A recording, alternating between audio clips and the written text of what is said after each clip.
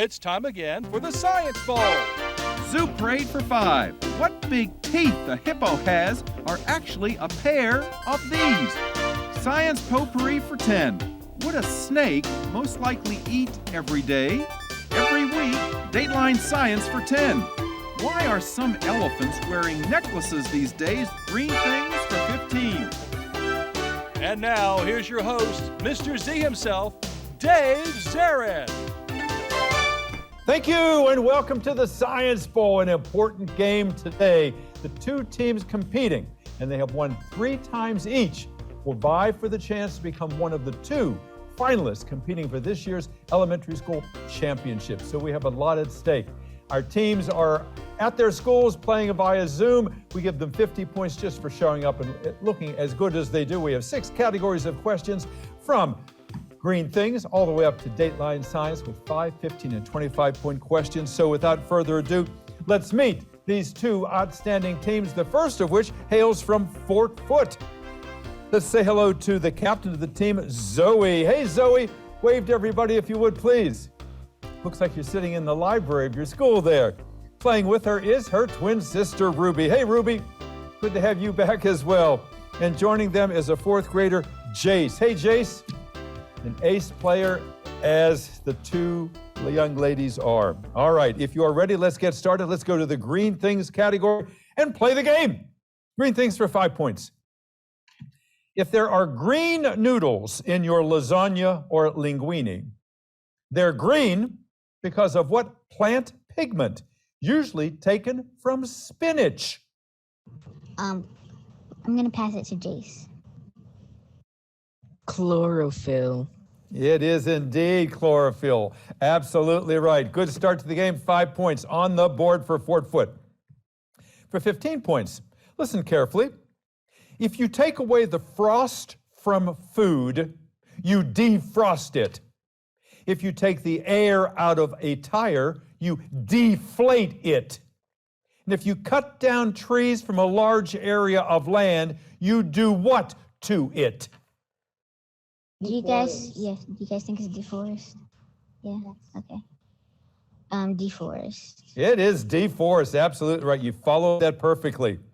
And for 25 points, baby koalas, known as joeys. You just want to squeeze them. They're cute.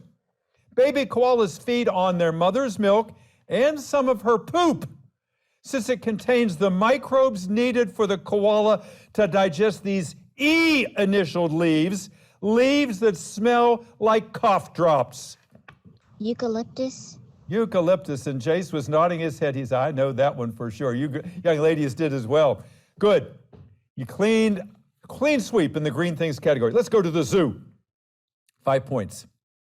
It is thought by some scientists that weather systems like hurricanes can start with the single flap of the wings of one of these beautiful insects.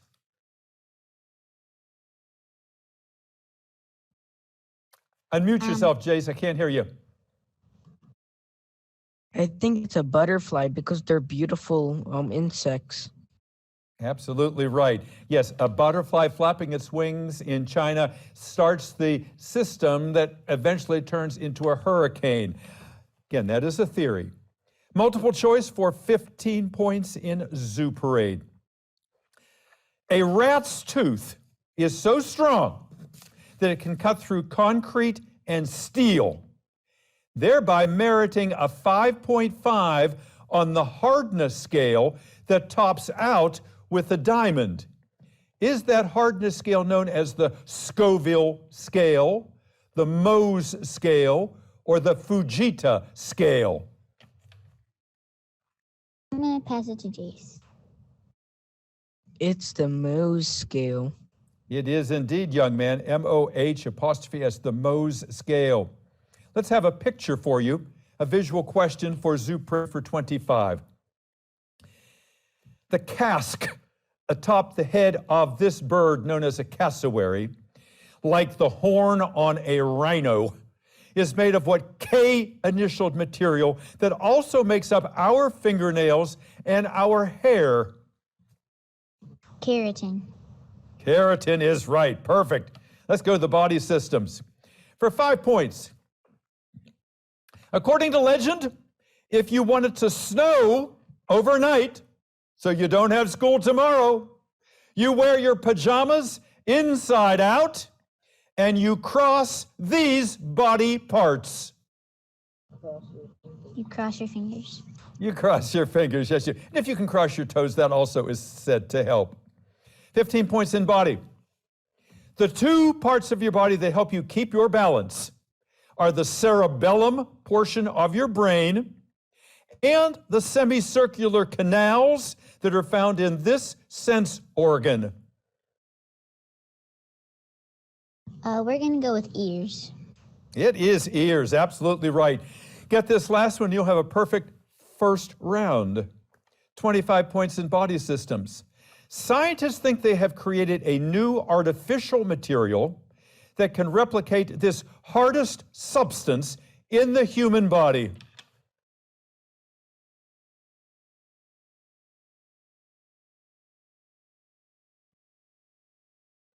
Make sure you unmute. We're thinking the bone. A good try. It is the enamel on your teeth. The enamel is the hardest substance in your body. Still an excellent first round. You only missed that last one, so you end up with 160 points at this early portion of the game at the halfway point. Congratulations. We'll see you guys in a few moments. Good work. It is now time to meet that team from Whitehall Elementary. Let's say hello to the team. Say hi to the captain, Eminata. Eminata, wave to everyone if you would, please. There she is. And you didn't have on your safety patrol sash this morning. I didn't see it. I'm glad you wore it today. And how about Sebastian? Hey, Sebastian, wave to everybody. Good to have Sebastian here. They're all wearing matching Science Bowl t-shirts out there, even though it's not as easy to see today. And say hello also to Lucas. Hey, Lucas, good to have you back. Like that mask you got on there. All right, you've got 50 points just for showing up here. Let's get into the game and start with your green things questions for 5 points. Here we go. Good luck.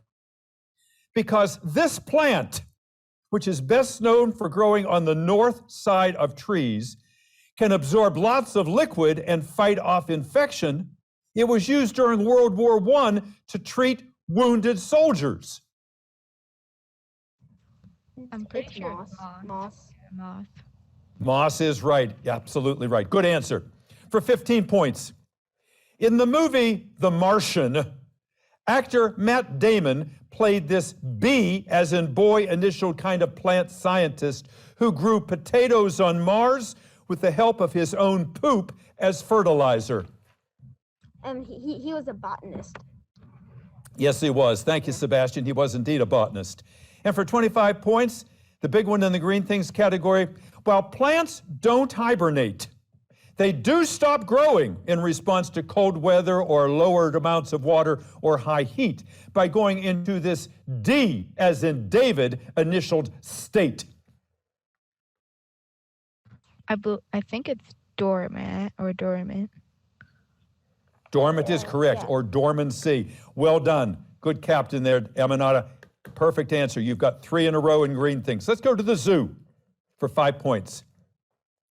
While the largest shark in the world, the whale shark, is named for the largest mammal in the sea, the largest seal is named for this largest mammal on the land.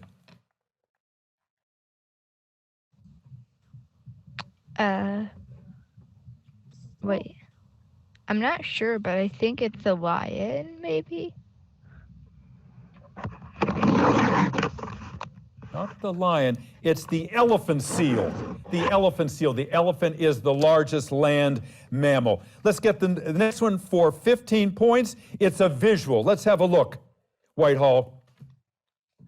The large array of radio telescopes in South Africa has the same name as these weasel-like animals that make the South African savanna their home. I think they're prairie dogs. I was going to say, I think they're prairie dogs. In America, they would be prairie dogs, but in South Africa, they are meerkats. Those are meerkats.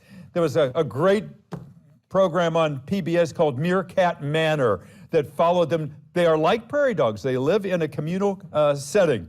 Let's go to 25 points in the zoo.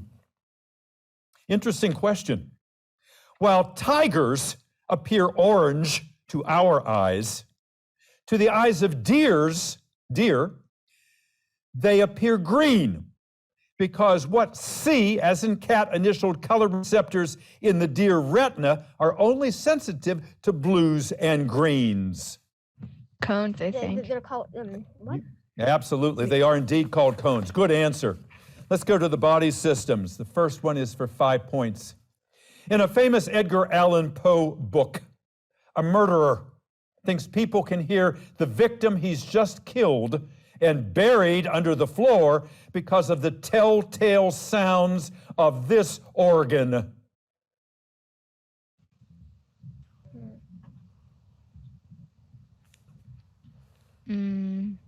So some organ.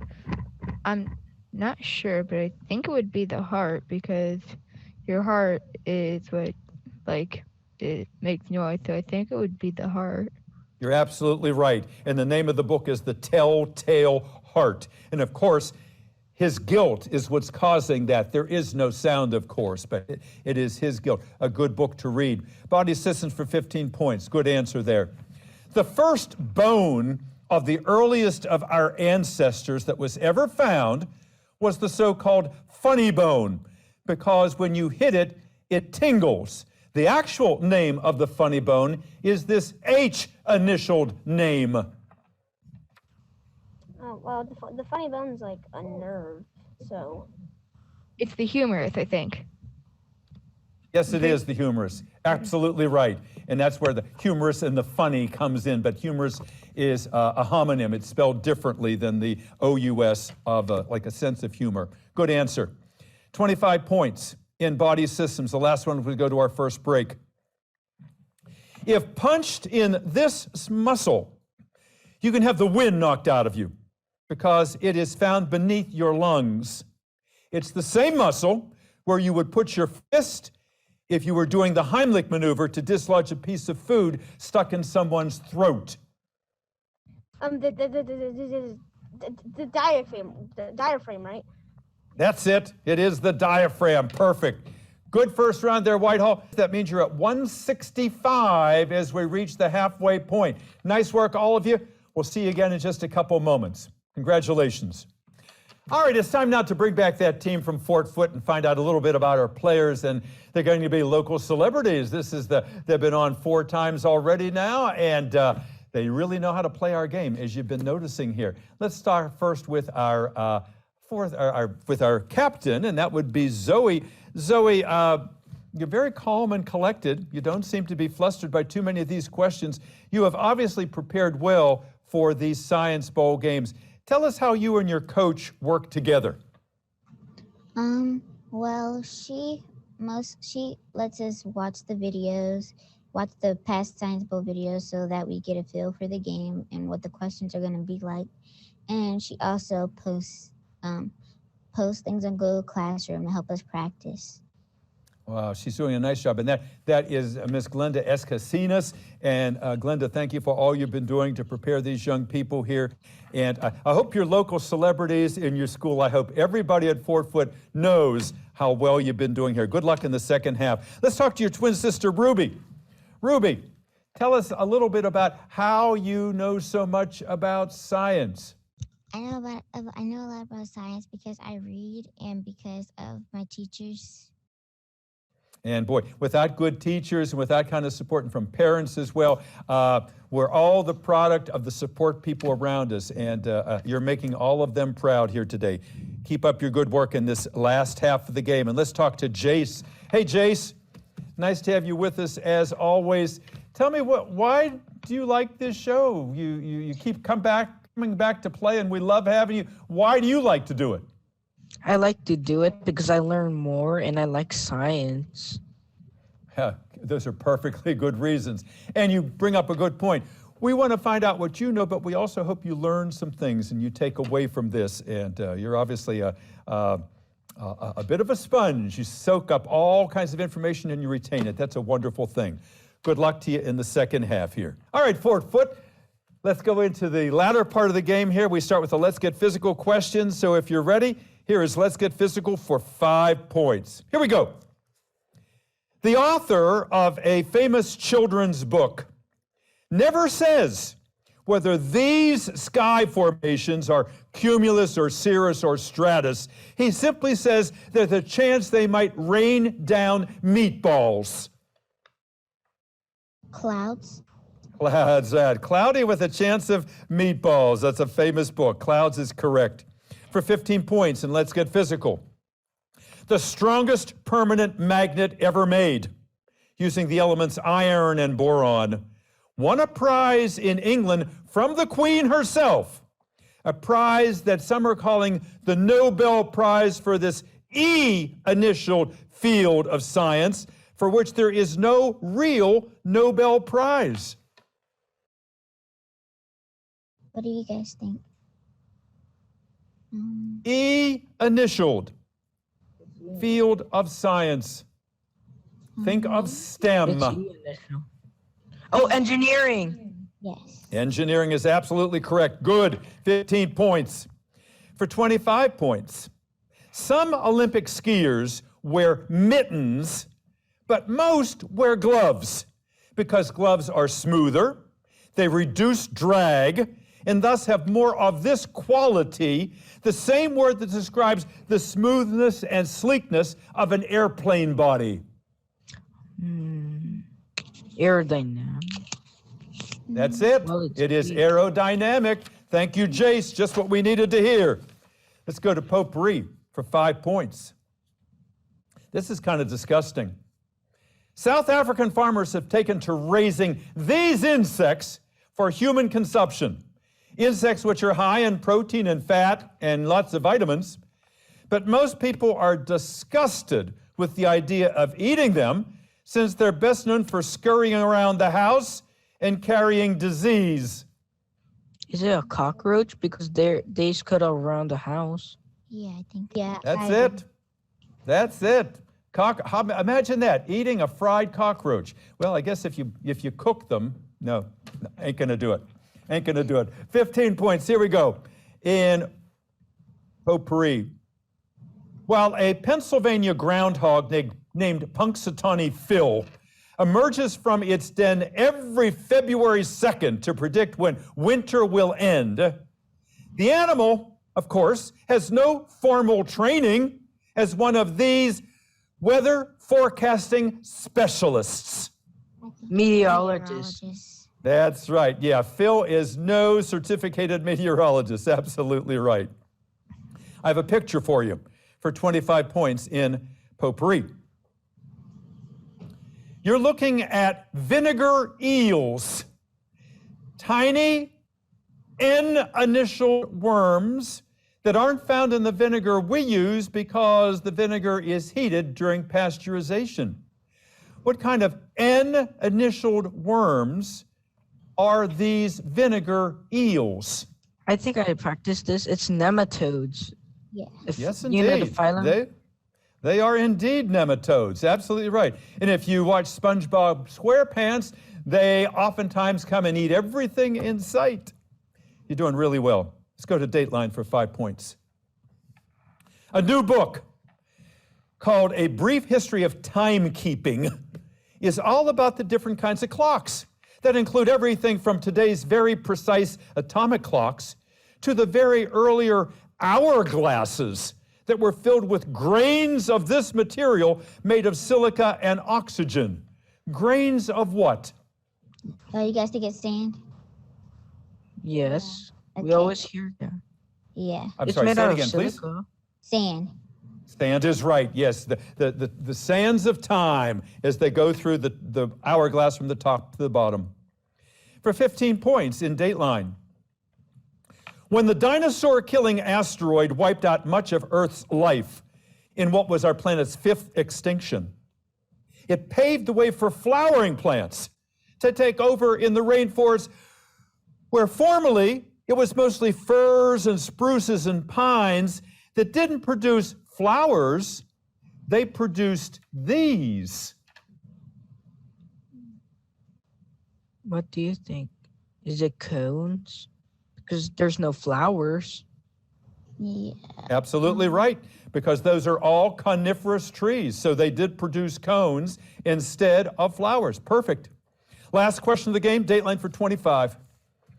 It was back in 1943 that President Franklin Roosevelt said, and I quote, "The world of science has lost one of its most eminent figures." He said that upon the death of this African American who is forever remembered for popularizing the peanut. George Washington Carver. You got it for 25 points. You end the game. George Washington Carver gets you 295 points. That is almost perfect. Let's see if that is enough. Congratulations, Fort Foote. A commendable job today. We'll see you in a couple minutes. All right, it's time to bring back that team from Whitehall, and they are on a hot streak as well as our other team, the Fort Foote team. Before we ask them their last 9 questions, let's let them talk to us for just a few moments here. They, like the Fort Foote students, are local celebrities now. They've been on Science Bowl so often, and they represent a school that has won a number of county championships. They're all looking good in their matching Science Bowl shirts. Let's find out about Eminata, the captain. Let me ask you, I might have asked you this before. How did they make you the captain of the team? So we all had a vote, and Miss Choka and Mr. Booker and Dr. Farmer, they all got together and decided that I would be the captain. Well, they certainly chose well, and Mr. Booker and Miss Chilcott are the sponsors, the teacher sponsors, and Miss Farmer is your principal. So they all put their heads together and chose you. Tell me, is science your favorite subject? And if so, why? Science is one of my favorite subjects. My other favorite subject is math. But I like science because, like, science is in everyday things, like cooking. And I sort of like to cook sometimes. I'll make breakfast with my mom. Absolutely right. You know, there's a lot of chemistry involved in cooking, and you know, you can't cheat on recipes. If you substitute baking soda for baking powder, for instance, it doesn't work, because they do cause different kinds of reactions. You're going to be successful whatever you try, Eminata. It's a pleasure having you on the program. Let's talk to your teammates. Let's talk to Sebastian. Hey, Sebastian. Let me ask you too about science and what it is about it and the Science Bowl that brings you to our show. I kind of like science, during the summer I watched a lot of videos. I like body systems probably the most because I like learning about your body, how to take care of it, what to do, what not to do, Absolutely right, because we don't come with an owner's manual. We have to figure it out on our own. We listen and we watch and take advice, but yeah, we've got to figure out our own way through this. And I like what you said. I kind of like it because there's so many things out there to like today, and you've got a lot of school ahead of you, and you're going to have other things that demand your attention and grab your attention. You're a great player. Nice to have you here. Let's talk to Lucas. Hey, Lucas. Tell me your science story. Have you always liked science? Yeah, I've always been pretty interested in science. It's one of my favorite subjects. Yeah. Did you do anything growing up? Did you collect insects or shells, or did you go on hikes, or did you do anything sciencey when you were little? Actually, not really. We didn't do a bunch of collecting bugs or anything like that. Yeah, but that's all right. Nowadays, you don't have to go out so much as online. You can dissect a frog online. You don't have to touch it and feel it. There's something to be said for actually getting in there and getting your hands dirty, if you will. But today, it's a different way of life. And you're doing a sciencey thing right now, and you're doing it real well. Good luck to you in the second half here. All right, Whitehall, you are sitting on 165 points, and I have 9 questions left for you. Let's see. Let's get them. Here we go. Let's get physical for 5 points.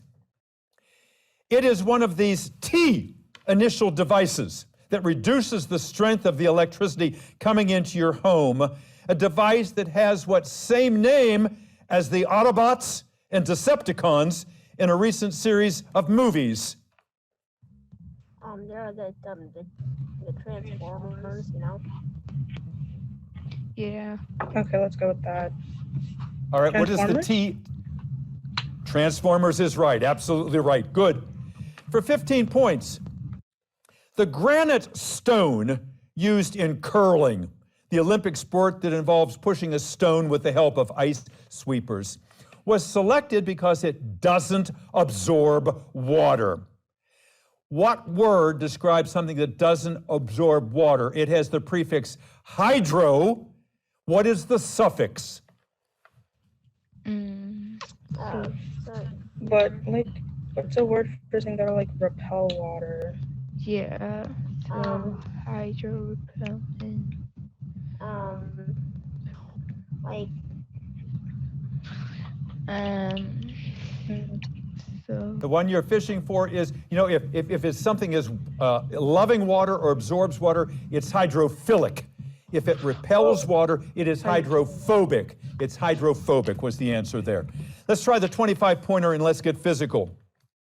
To clear the skies for the Beijing Summer Olympics, because it was so smoggy over there, the Chinese seeded clouds with crystals of silver iodide to make it rain. The crystals acted like particles of dust and dirt that water can grab onto.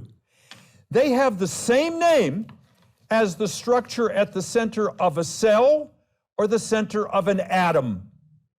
Name that structure. the nucleus. Yeah. Nucleus, absolutely right. Those are, they call them condensation nuclei, things they put up in the air so that water can glom onto them. Good answer. Potpourri for 5 points.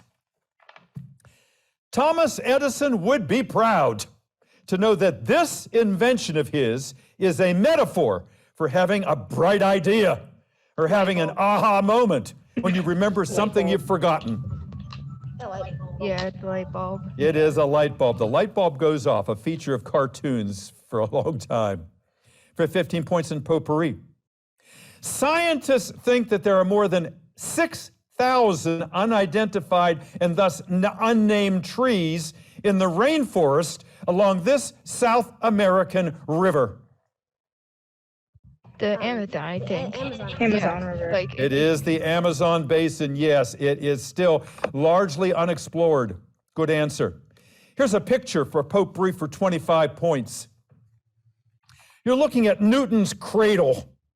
It's a mesmerizing device. A lot of people have them on their desk as a toy that shows silver balls on elastic strands bumping into each other, demonstrating that the movement of one ball is dependent on the movement of another, otherwise known as this kind of energy of motion. So it's an energy. Well, the energy is transferred through the balls to the last one, so it swings up. So But then what would it be called? You know? yeah. So do you have an idea, Aminata? Like, I'm just thinking like energy that would like move along, but would travel. Like, just like I bet you kinetic guys energy is all that I know can think of. if you're holding a water balloon atop a building, that water balloon has potential energy. If you drop it, it is kinetic energy. That's the energy of motion we were looking for, kinetic. Let's go to DATELINE for 5 points. One of the Disney Channel's popular animated series that features two girls who visit such places as Toad Tower and Newtopia is named for this class of vertebrates who are equally comfortable living on land and in the water. Amphibians. You got it. Yeah, the name of the series is Amphibia. It's good. For 15 points.